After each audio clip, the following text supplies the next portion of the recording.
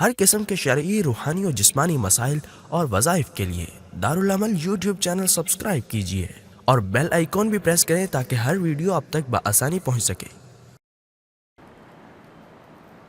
نعرے کیا لگ رہے تھے پاکستان کی آزادی میں؟ پاکستان کا مطلب کیا؟ لا الہ الا اللہ۔ پاکستان کا مطلب کیا؟ لا الہ الا اللہ۔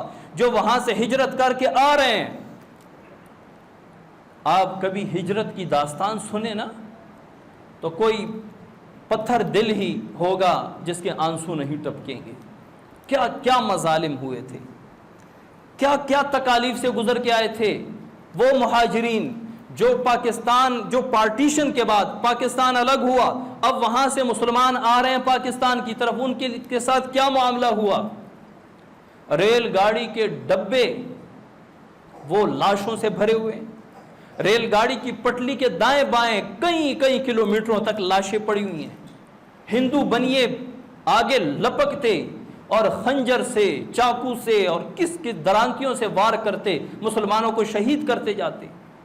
عورتوں کی عصمت دریاں ہوتی، عورتوں کی عزت پامال ہوتی، یہاں تک کہ واقعات میں آیا ہے اس ہجرت کے موقع پہ کہ عورتوں نے اپنی عزت کی حفاظت کے لیے کنویں میں چھلانگ لگا دی تاکہ یہ ہندو، یہ سکھ ہماری عزت پہ ہاتھ نہ ڈال دے۔ مسلمانوں کی ایک بستی بن گئی جن کو وہاں سے نکالا گیا، کیمپ بن گیا۔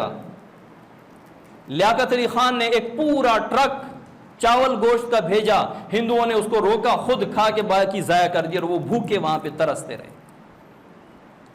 یہ ہوا تھا جنگ آزادی میں، تحریک آزادی میں، یوم آزادی کو۔ اب انہوں نے جو شہادتیں دی، قربانیاں دی، اس لیے کہ بعد کے آنے والا جو نوجوان ہے وہ 14 اگست کو سلنسر اتار کے پٹی سر پہ باندھ کے چہرے پہ سفید اور سبز رنگ لگا کر وہ پورا دن سڑکوں پہ گھومے گا کہ جی میرے آباء و اجداد نے پاکستان کے لیے قربانیاں دی ہیں، اس لیے میں یہ حرکتیں کر رہا ہوں۔ ان کی قربانیاں اس نیچ حرکت کے لیے تھیں؟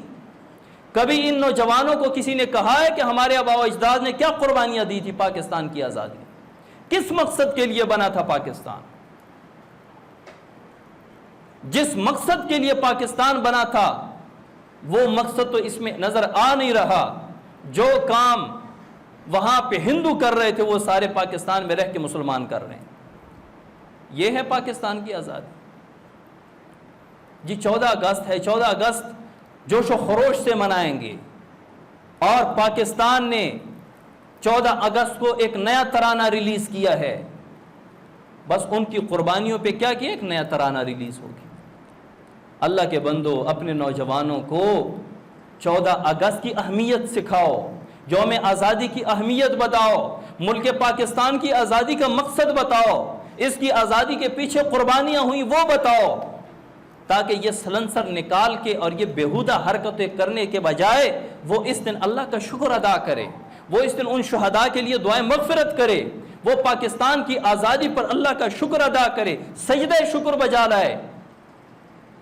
اللہ تعالی ہمارے حال پر رحم فرمائے۔ وما علینا الا البلاغ۔